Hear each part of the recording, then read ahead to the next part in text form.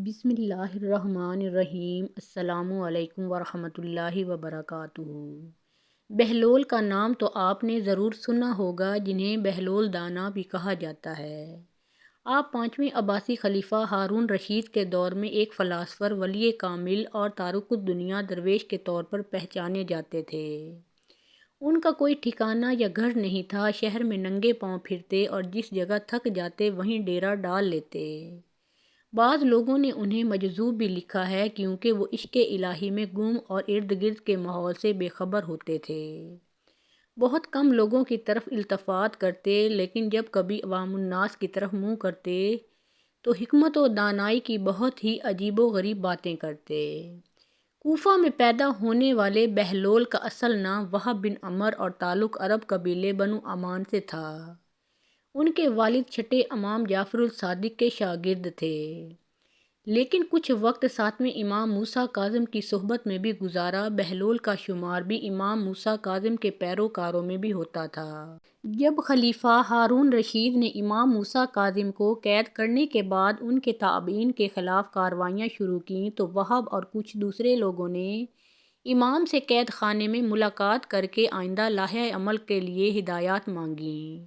امام عالی مقام نے جواب میں صرف ایک لفظ جیم لکھ کر اپنے عقیدت مندوں کے حوالے کر دیا۔ ہر شخص نے جیم کو اپنے اپنے انداز میں لیا، کچھ نے اسے جلاوطن سمجھا اور بعض نے اس کے معنی جبل یعنی پہاڑوں میں روح پوشی لیا، لیکن وہب نے اسے جنون یعنی مجنونیت میں تبدیل کر دیا۔ انہوں نے اپنی شاہانہ زندگی ترک کی اور پھٹے پرانے کپڑے پہن کر گلیوں میں نکل آئے۔ خلیفہ ہارون رشید سے ان کی ملاقات 188 ہجری میں خلیفہ کے سفر حج کے دوران کوفہ میں ہوئی، جس کا ذکر امام ابن کثیر نے بھی کیا ہے۔ بہلول نے ہارون کو جو نصیحتیں کیں، ان سے متاثر ہو کر وہ انہیں اپنے ساتھ بغداد لے آیا، اور پھر بہلول کا ٹھکانہ بغداد کی گلیاں ہی رہیں۔ بہلول کا مزار بھی بغداد میں ہی ہے، جس کے ایک گوشے کے بارے میں مشہور ہے کہ وہاں سکھ مذہب کے بانی گرو نانک نے چلہ کاٹا تھا۔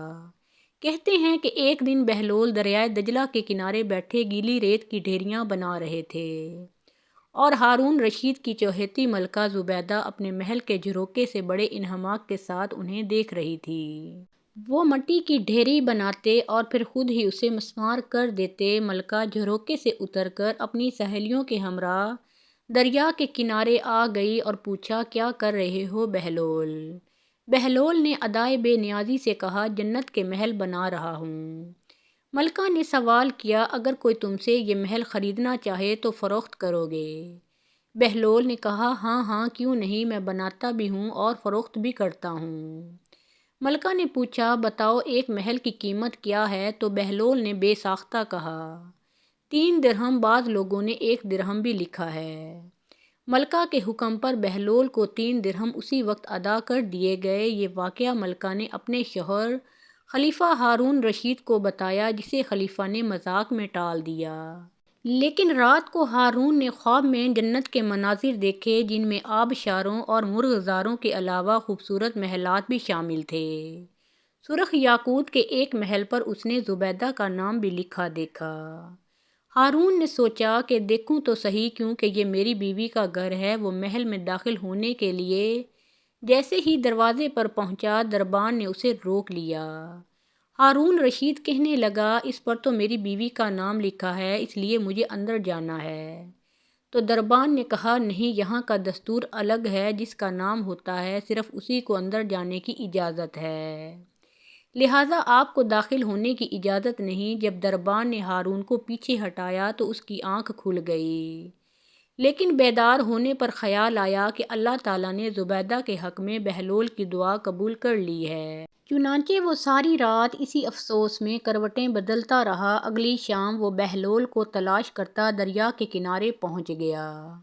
بہلول ایک جگہ بیٹھے اسی طرح مکان بنا رہے تھے۔ ہارون نے پوچھا کہ کیا کر رہے ہیں؟ بہلول نے کہا، جنت کے محل بنا رہا ہوں۔ ہارون نے پوچھا، بیچو گے؟ تو بہلول نے کہا، ہاں ہاں، کیوں نہیں، میں بناتا بھی ہوں اور فروخت بھی کرتا ہوں۔ ہارون نے سوال کیا کہ بتاؤ ایک محل کی قیمت کیا ہے؟ تو بہلول نے جواب دیا، تیری پوری سلطنت۔ ہارون رشید نے کہا، اتنی قیمت تو میں نہیں دے سکتا، کل تو آپ 3 درہم کے بدلے دے رہے تھے اور آج بری سلطنت مانگ رہے ہیں۔ بہلول نے کہا، خلیفہ کل بن دیکھے معاملہ تھا اور آج تم محل دیکھ کر آئے ہو۔ خلیفہ یہ سن کر مایوسی سے گھٹنوں کے بل بہلول دانا کے سامنے بیٹھ گیا اور کہنے لگا، حضرت آپ مجھ سے میری ساری سلطنت لے لیں لیکن مجھے ایک محل دے دیں۔ جب بہلول دانا نے خلیفہ کی عاجزی دیکھی تو کہا کہ میں تمہاری اس سلطنت کا کیا کروں گا؟ اس دنیا کی محبت تو بہت سے گناہوں کی جڑ ہے، جاؤ اپنی سلطنت اپنے پاس رکھو۔ میں اس محل کو بھی تمہارے لیے 3 درہم میں فروخت کرتا ہوں۔ معروف بزرگ سیدنا سری سکتی فرماتے ہیں، ایک بار مجھے قبرستان جانا ہوا، وہاں میں نے بہلول دانا کو دیکھا کہ ایک قبر کے قریب بیٹھے مٹی میں لوٹ پوٹ ہو رہے ہیں۔ میں نے پوچھا، آپ یہاں کیوں بیٹھے ہیں؟ تو جواب ملا، میں ایسی قوم کے پاس ہوں جو مجھے اذیت نہیں دیتی اور اگر میں غائب ہو جاؤں تو میری غیبت بھی نہیں کرتی۔ ایک دن بہلول بازار میں بیٹھے تھے کہ کسی شخص نے پوچھا، بہلول کیا کر رہے ہو؟ تو بہلول دانا نے کہا کہ بندوں کی اللہ سے صلح کرا رہا ہوں۔ اس شخص نے کہا کہ پھر کیا بنا؟ تو بہلول نے کہا کہ اللہ تو مان رہا ہے لیکن بندے نہیں مان رہے۔ کچھ عرصہ کے بعد اسی شخص کا ایک قبرستان کے پاس سے گزر ہوا تو دیکھا بہلول قبرستان میں بیٹھے ہیں، قریب جا کر پوچھا، بہلول کیا کر رہے ہو؟ بہلول نے کہا، بندوں کی اللہ سے صلح کرا رہا ہوں۔ اس شخص نے کہا کہ پھر کیا بنا؟ تو بہلول دانا نے کہا کہ بندے تو مان رہے ہیں مگر آج اللہ نہیں مان رہا۔ بہلول سے ایسے درجنوں واقعات اور دانائی کی باتیں منسوب ہیں، کچھ لوگ اسے کتابی باتیں کہتے ہیں اور بعض اسے روحانیت کی معراج مانتے ہیں، لیکن یہ طے ہے کہ جو بہلول دانا کہہ گئے وہ پتھر پر لکیر ہے۔ 165 ہجری بمطابق 782 عیسوی کو خلیفہ ہارون رشید کی شادی اپنی چچا زاد زبیدہ سے ہوئی۔ زبیدہ خوبصورت اور ذہانت کے لحاظ سے اپنی مثال آپ تھی۔ ملکہ زبیدہ نے جلد ہی دربار خلافت میں بھی اپنا مقام بنا لیا، جس کی وجہ سے بڑے بڑے مسئلوں میں ملکہ سے مشورہ لیا جانے لگا۔ بغداد میں ہر طرف ملکہ کی شہرت کا طوطی بولنے لگا، یہ وہی ملکہ زبیدہ بنت جعفر ہے جس نے اہل مکہ کے درپیش مسائل اور پانی کی قلت کو دیکھا تو اس نے میدان عرفات اور شہر مکہ کو پانی پہنچانے کے لیے ایک نہر بنوائی جو بعد میں نہر زبیدہ کے نام سے مشہور ہوئی۔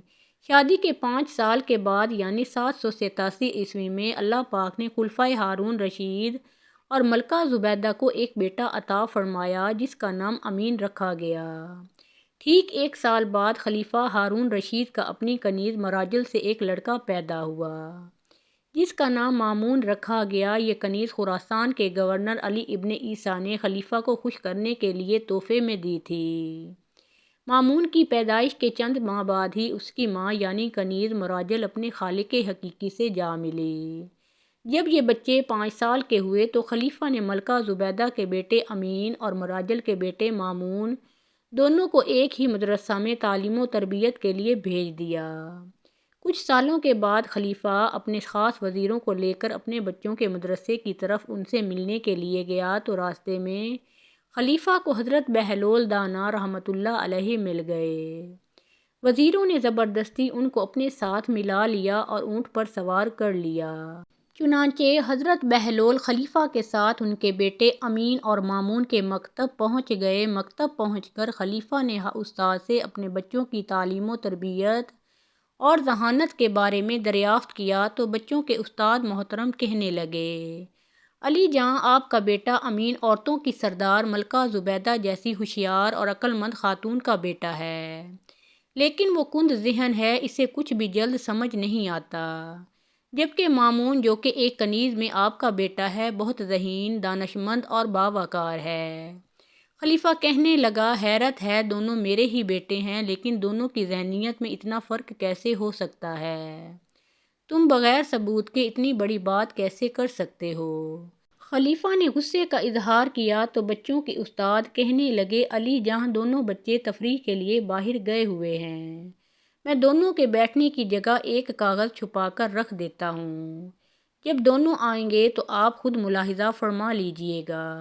کچھ دیر کے بعد بچے مکتب میں داخل ہوئے اور اپنے والد کو دیکھ کر بے حد خوش ہوئے، اور اپنے والد محترم سے گلے ملنے کے بعد دونوں ہی بچے اپنی اپنی جگہ پر بیٹھ گئے جو ان کے استاد نے ان دونوں کے لیے مخصوص کر رکھی تھی، اور جہاں پر استاد نے ایک موٹا کاغذ چھپا دیا تھا، مامون بیٹھتے ہی کچھ مضطرب نگاہوں سے ادھر ادھر دیکھنے لگا، جبکہ امین اپنی جگہ پر اطمینان سے بیٹھا رہا۔ کیا بات ہے مامون، کچھ بے چین نظر آتے ہو؟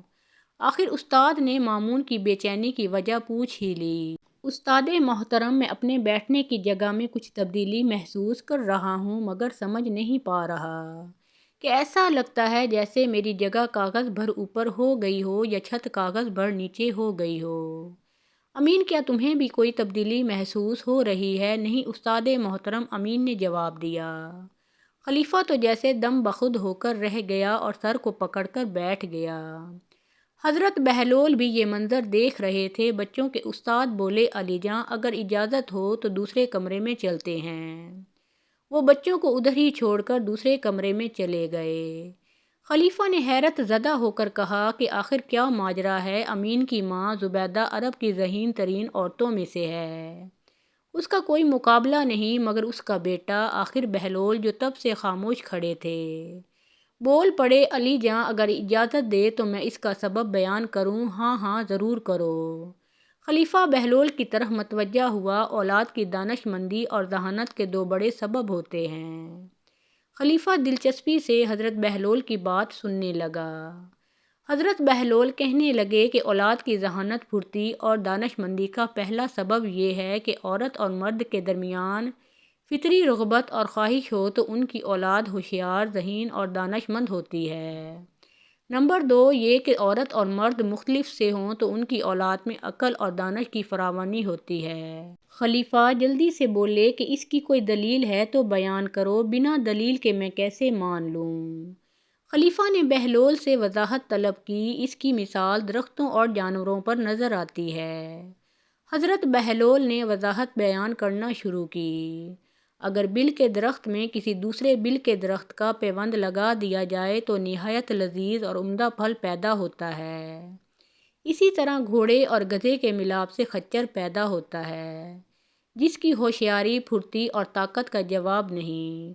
اب عالی جاں ہم سمجھ سکتے ہیں کہ امین میں جو ذہانت کی کمی محسوس ہوتی ہے اس کی وجہ اس کی والدہ اور آپ کی رشتہ داری ہے، جبکہ مامون کی ماں دوسرے قبیلے سے تعلق رکھتی ہے۔ خون کے لحاظ سے آپ میں اور اس میں جو فرق ہے وہی مامون کی ذہانت اور دانش مندی کا سبب ہے۔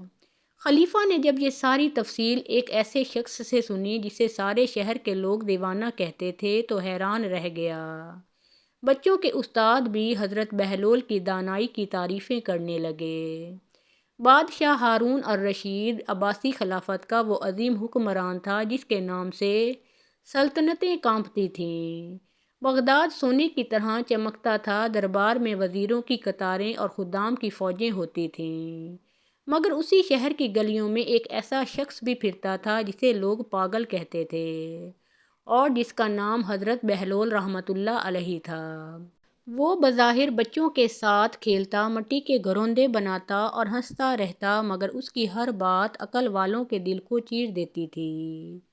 ایک دن ہارون رشید نے سنا کہ یہ بہلول بادشاہت کو حقیر جانتا ہے، تو اس نے چاہا کہ اسے آزمایا جائے۔ چنانچہ شاہی رعب و دبدبے کے ساتھ وہ بہلول کے پاس پہنچا اور پوچھا کہ کیا تم مجھے پہچانتے ہو؟ تو بہلول نے مسکرا کر کہا، ہاں میں تمہیں پہچانتا ہوں، تم چند دن کے بادشاہ ہو اور میں اس بادشاہ کی تیاری میں ہوں جس کی بادشاہت کبھی ختم نہیں ہوگی۔ یہ سن کر درباری تڑپ اٹھے، مگر ہارون رشید خاموش رہا۔ پھر اس نے کہا، لوگ تمہیں پاگل کہتے ہیں؟ تو بہلول نے ہنستے ہوئے جواب دیا، پاگل وہ ہے جو چند روزہ حکومت پر اترائے اور ہمیشہ کی زندگی کو بھول جائے۔ اگر یہ پاگل پن ہے تو میں پاگل ہوں۔ پھر ہارون رشید نے نصیحت مانگی تو بہلول نے زمین سے مٹی اٹھا کر کہا کہ یہی تمہارا انجام ہے، کل تم بھی اسی مٹی میں مل جاؤ گے، نہ تخت بچے گا، نہ تاج، نہ محافظ، صرف اعمال ساتھ جائیں گے۔ اگر عدل کیا تو نجات اور اگر ظلم کیا تو رسوائی۔ ایک بار بادشاہ نے اسے سونے کے سکے اور قیمتی تحائف بھجوائے، مگر بہلول نے سب واپس لوٹا دیے اور کہا، میں وہ دولت نہیں لیتا جو قیامت کے دن میرے اور تمہارے خلاف گواہ بن جائیں۔ ایک دن ہارون رشید نے اسے قبرستان میں قبروں کے درمیان ہنستے دیکھا تو پوچھا، یہاں کیوں ہنس رہے ہو؟ تو بہلول نے کہا، میں ان لوگوں پر ہنس رہا ہوں جو محلوں میں بیٹھ کر موت کو بھول گئے ہیں، اور ان قبر والوں پر رو رہا ہوں جو کل کہا کرتے تھے ابھی وقت ہے، وقت گزرتا گیا۔ یہاں تک کہ ایک رات ہارون رشید کے دل میں دنیا کی چمک ماند پڑ گئی، اور اس نے کہا، کاش میں تم جیسا ہوتا۔ تو بہلول نے نرمی سے کہا، ابھی وقت ہے، بادشاہی چھوڑنے کا نہیں، دل سے غرور چھوڑنے کا، تخت سے اترنے کا نہیں، ظلم سے اترنے کا۔ یوں حضرت بہلول رحمۃ اللہ علیہ نے بغیر خطبے اور بغیر کتاب کے ایک بادشاہ کے دل میں آخرت کا چراغ جلا دیا، اور یہی ثابت کر دیا کہ اصل عقل وہ ہے جو ہنستے ہوئے بھی موت کو یاد رکھے، اور اصل بادشاہی وہ ہے جو دل کو دنیا کی قید سے آزاد کر دے۔ ایک دن ہارون رشید بغداد کی گلیوں میں بھیس بدل کر نکلا تاکہ رعایا کے حالات خود دیکھ سکے۔ تو اس نے دیکھا کہ ایک طرف ایک شخص زمین پر لکڑی سے کچھ لکیریں کھینچ رہا ہے اور زور زور سے ہنس رہا ہے۔ قریب جا کر دیکھا تو وہ حضرت بہلول دانا تھے۔ بادشاہ نے پوچھا کہ کیا کر رہے ہو؟ تو بہلول نے کہا، میں جنت اور دوزخ بیچ رہا ہوں۔ ہارون رشید چونک گیا اور کہا کہ یہ کیسے ممکن ہے؟ تو بہلول نے کہا، جو دنیا کے بدلے آخرت خرید لے وہ جنت کا خریدار ہے، اور جو آخرت کے بدلے دنیا خرید لے وہ دوزخ کا سودا کر رہا ہے۔ یہ کہہ کر بہلول نے ایک لکیر کی طرف اشارہ کیا اور کہا کہ یہ وہ لوگ ہیں جو چند دن کی آسائش کے لیے اپنی ہمیشہ کی زندگی ہار دیتے ہیں۔ پھر دوسری لکیر کی طرف اشارہ کیا اور کہا کہ یہ وہ لوگ ہیں جو نفس کو روکتے ہیں مگر رب کو پا لیتے ہیں۔